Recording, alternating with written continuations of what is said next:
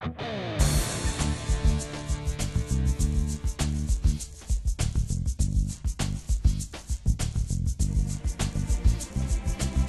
to the January edition of Norfolk News Now. I'm Lori Crouch with the City of Norfolk. Thanks for joining us.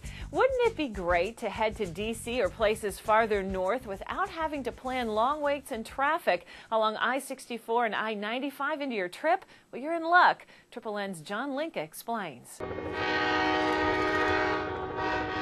I think we can all agree that today is an historic moment. Last month, Norfolk Mayor Paul Frame had the understatement of the month and perhaps all of 2012 in Norfolk when Amtrak trains returned to the Mermaid City for the first time since 1977. I love anything with a large engine, and the train is my favorite, always has been. From a little girl, you know, it's just been my favorite. Traveling with my dad and my mom, you know. Residents, business people, and members of the armed forces will be able to board an Amtrak train here at Harbor Park next to our successful light rail line, the Tide, and travel in safety and comfort and convenience to Washington, D.C., to New York City, and further north. Mayor Frame joined leaders from all levels of government and other VIPs on the inaugural train ride back into Norfolk, as well as hundreds of folks who came out to celebrate Amtrak's return. How we doing, folks? Welcome aboard. There's one northbound departure each weekday morning at 4:50 a.m. and a southbound arrival at 8:50 p.m. Saturday departures are at 6:05 a.m. and arrivals are at 11:48 p.m. Sunday departures and arrivals are 6:05 a.m. and 8:48 p.m. respectively. And while there right now is just a temporary station at Harbor Park to wait for the train, a new permanent 3,500 square foot station is currently under construction and is expected to be complete in the fall of 2013. I love it. I can't wait to get on tomorrow. I just can't. You know, like a little kid waiting for Santa Claus. Amtrak service returning to Norfolk is definitely an early Christmas present from Santa Claus that could not have been accomplished without teamwork from many different elves. I think this is a marvelous example of a public-private partnership of the state, the local, and federal governments working together with the private sector, getting things done, no egos involved, everybody working together, not worrying about credit, just trying to solve problems and get things accomplished. Norfolk Southern worked swiftly to improve the alignment from Harbor Park to Petersburg. CSX worked quickly on its end to forge the new connection between the two lines at Petersburg. Work was completed in record time and made it possible for service to begin 10 months earlier than initially projected. But most importantly, leaders of the Mermaid City embraced the project, making passenger rail's return to Norfolk as smooth as, well, a ride in one of these seats.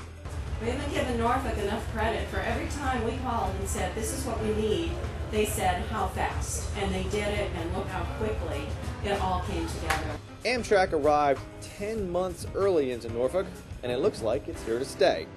For more information on Amtrak in Norfolk or to buy tickets to ride, just call 1-800-USA-RAIL or log on to AmtrakVirginia.com. For Norfolk News Now, I'm John Linka. Two city departments have received high honors for work related to the fiscal year 2011 and 2012 budgets. The Government Finance Officers Association of United States and Canada started an awards program nearly 30 years ago to encourage local governments to go beyond minimum reporting standards and strive for transparency. The association presented Norfolk's Office of Budget and Grants Management with the Distinguished Budget Presentation Award for the fiscal year 2012 budget. The budget is judged by a peer review panel and is evaluated as a policy document, an operations guide, a financial plan, and a communications device. The Finance Department was awarded a Certificate of Achievement for Excellence in Financial Reporting for the comprehensive annual financial report related to the fiscal year that ended on June 30th, 2011. That award is the highest honor in the area of governmental accounting and financial reporting. Preliminary construction work began this month on the Elizabeth River Tunnel project. Early work includes improvement to several city streets and a reroute of the Elizabeth River Trail. The existing section between Warrenton Avenue and Plum Park closes in the middle of this month and will remain closed until the project wraps up in the fall of 2016. When the trail reopens, a portion will be wider from 11 to 14 feet, and a 14-foot bridge will replace the pedestrian crossing. To view a detailed map of the reroute that will be in place until 2016, visit www.driveert.com. The Elizabeth River project is a $2.1 billion public-private partnership that will build a new 2-lane tunnel parallel to the existing Midtown Tunnel. The project also includes improvements to the existing Midtown and Downtown tunnels and extends MLK in Portsmouth from London Boulevard to I-264. If you want to weigh in on the design of the Downtown Norfolk Transit Center, then don't miss the last meeting later this month. The meeting is the last of 3 community engagement sessions. Representatives from the city's public works staff and Hampton Roads Transit discuss the city's efforts to increase HRT ridership and answer questions.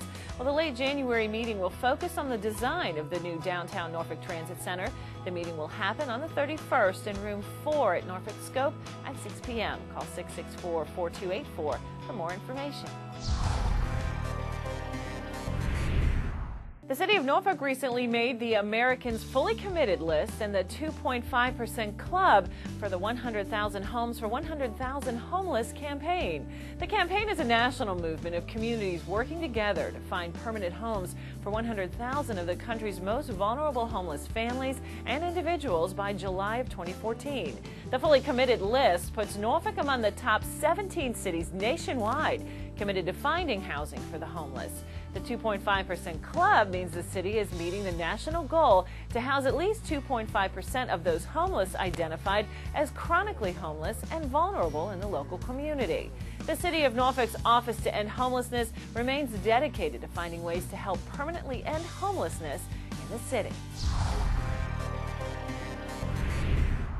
The City of Norfolk joined up with residents and nonprofit organizations to give a once vacant building a second chance. Well, now that building is providing second chances to others.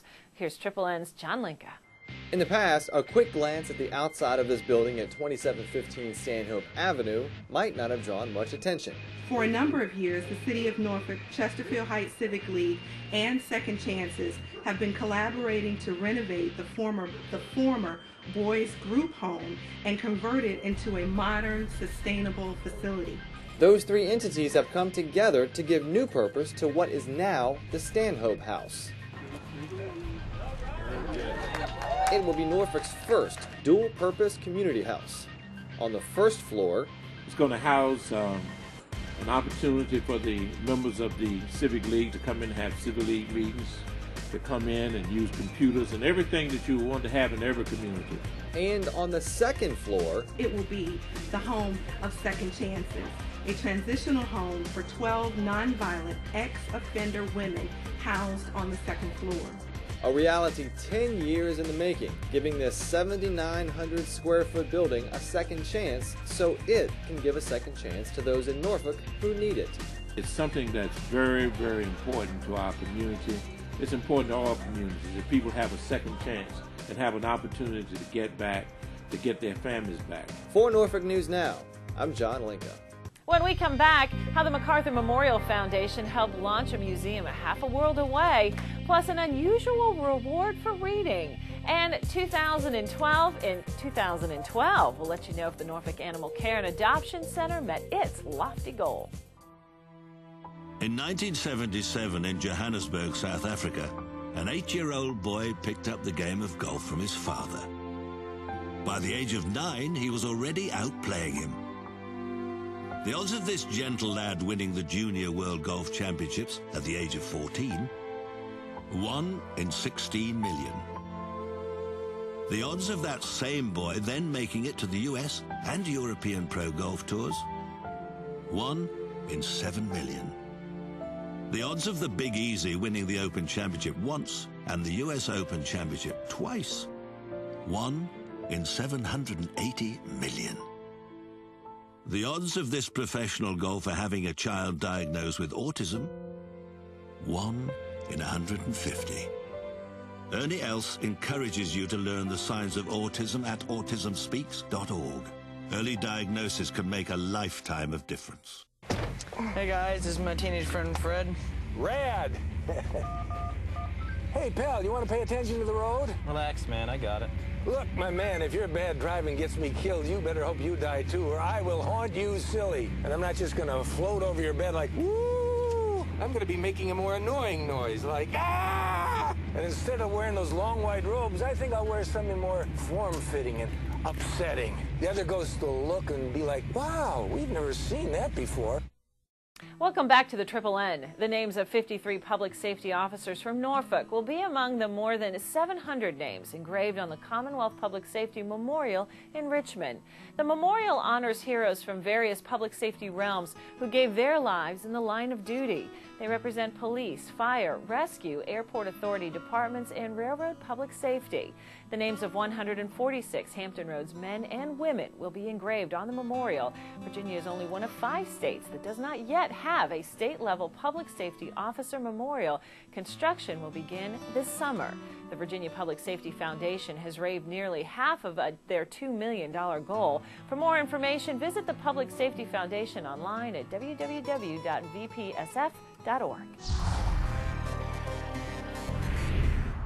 You can bet just about every time you visit the Virginia Zoo, you'll see something new. Well, check out what's hanging around now. The Triple N's John Linka has the story. This is a perfect case of art and environmental stewardship coming together to better the Virginia Zoo and the environment. Exhibit A, the Eagle Scout Rain Garden. It began with a problem on grounds of runoff and mitigating stormwater runoff. And we were approached by Boy Scout Troop 24 for a project, and they came in, and with the help of the Norfolk Master Gardeners, the clients at Eggleston Tanner's Creek Growing Center, and the Zoo Horticulture Department, we installed this garden. Exhibit B, these ornamental discs hanging above the rain garden. They're made of recycled plastics, thanks to local artist Angie Van Dyke and the Navy. This is really special to me because I've been working as a volunteer at the zoo for several years, but my husband and I were both Navy as well. So this is kind of our life, you know, being Navy and the zoo. The discs basically started as a pilot project in the early 90s to save some deck space on the ships, so they didn't have to throw these things overboard when he came back to the pier. The Navy is on a mission to fulfill executive order to divert over 50% of our solid waste in this region by 2015, and we're currently at 45%. Each disc weighs around 10 pounds and is made up of a lot of melted plastic. It's 190 16-ounce plastic bottles, 180 20-ounce, 90 2-liter bottles would comprise one of those. Not only are the discs recycled, but so are the iron tracks they're hanging on. They came from the extra track that was not necessary for the zoo train. 3 exhibits of the comings together of lots of different tentacles to form a rain garden and statue, helping make the zoo look better and helping the environment be better. Case closed.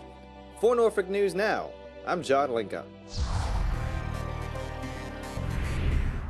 They're round, they're on the Lamberts Point Golf Course, but these are no golf balls. Last month, construction crews placed boulders ranging in size from 4 inches to several feet across onto the shoreline at the course. The heavy lifting was part of a fix for nearly 2,000 feet of shoreline erosion that took place in 2011, courtesy of Hurricane Irene.